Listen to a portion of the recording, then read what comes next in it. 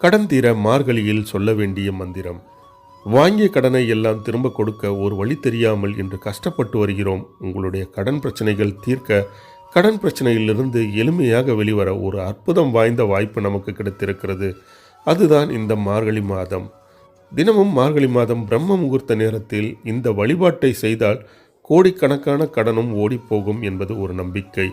தொடர்ந்து 16 நாட்கள் உங்கள் கடன் தீர சிரமம் பார்க்காமல் பிரம்ம முகூர்த்த நேரத்தில் எழுந்து இந்த மந்திரத்தை சொல்லிடுங்கள். எவ்வளவு பெரிய கடனாக இருந்தாலும் அது காணாமல் போகும், கடன் தீர்ந்து போகும்.